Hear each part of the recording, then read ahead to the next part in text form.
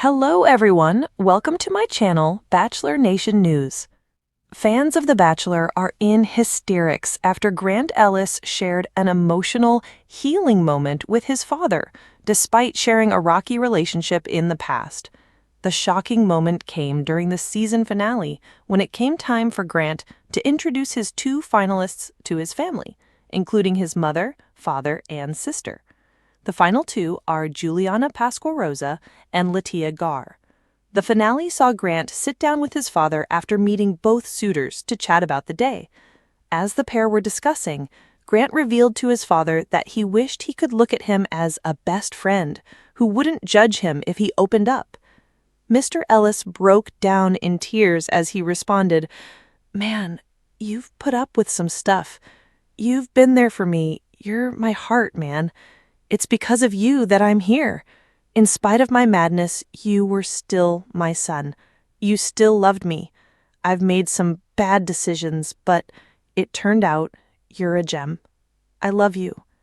This is healing. Part of my inner child just healed watching this. Addiction has lasting impacts, but healing is available, another wrote on X. A third chimed in, "Bless Grant's dad's heart." Grant and his dad, that was beautiful, a fourth noted. A fifth posted during the finale, "Oh, they getting tears out of me. Oh my God, that convo with Grant and his dad might have been the most emotional conversation I've ever seen on this show. I got tears in my eyes," one claimed. Another touched fan said, "Grant's dad has all of Bachelor Nation, including Jerry Turner, crying. Not Grant finally mending the wounds with his father?" Truths and healing.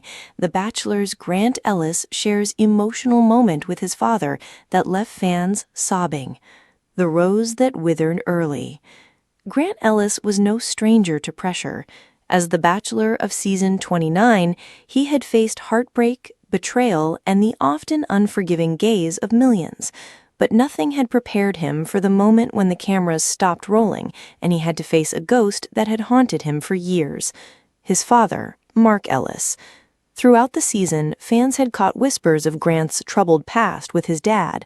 A few confessional clips teased a fractured bond and a childhood Grant doesn't talk about, but Bachelor Nation never got the full story. Until now.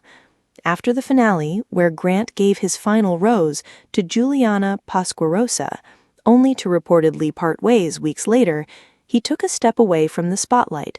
He canceled press tours, skipped after the final rose reunion, and went radio silent on Instagram. It was in that silence that the real journey began. A letter never sent.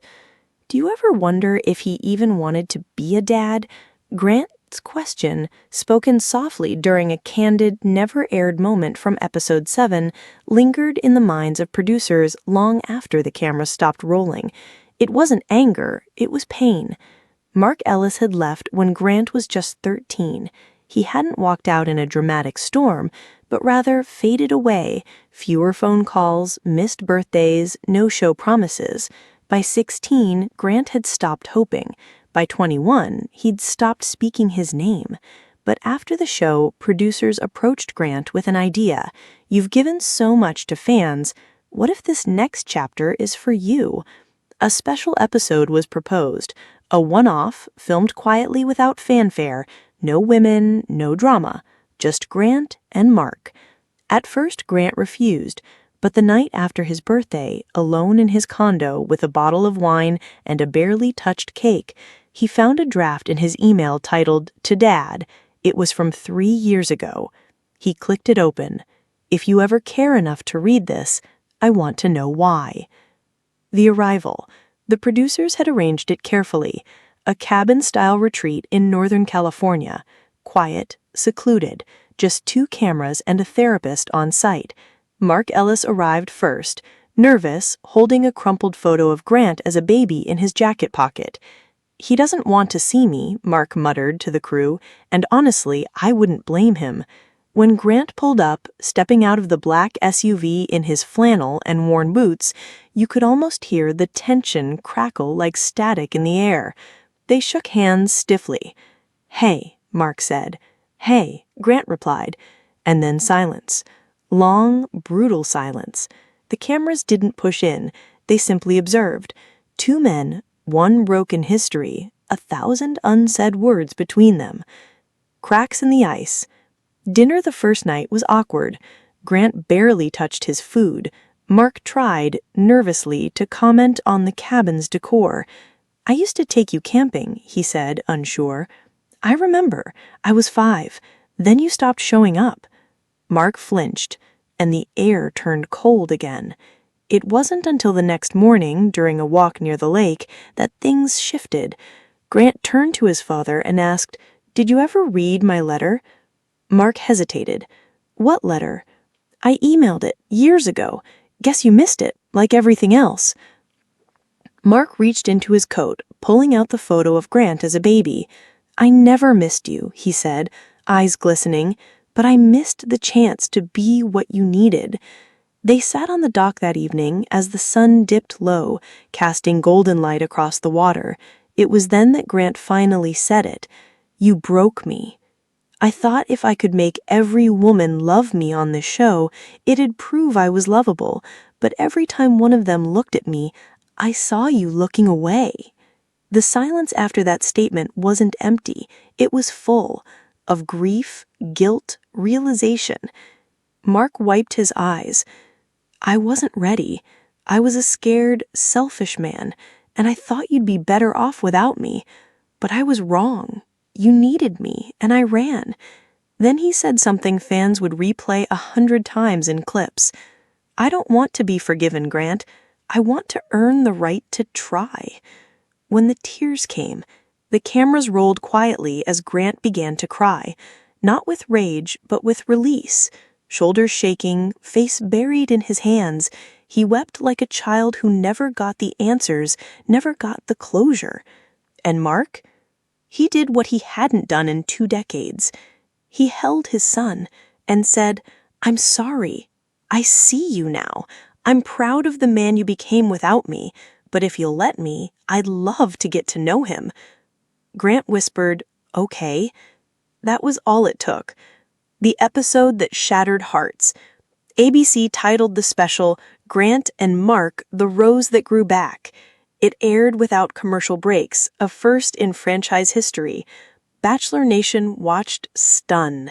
Reddit threads flooded with comments like, "This is the most real thing I've seen on reality TV. I'm sobbing. I never thought I'd relate to The Bachelor on this level. This healed something in me." Even former bachelors and bachelorettes shared it. Charity Lawson tweeted, "This is what vulnerability looks like. Bravo, Grant. Your heart is beautiful." Rachel Lindsay posted, "Real love stories aren't always romantic. Sometimes they're about healing the child within." From roses to roots. Weeks later, Grant returned to social media, but not with a shirtless photo or endorsement.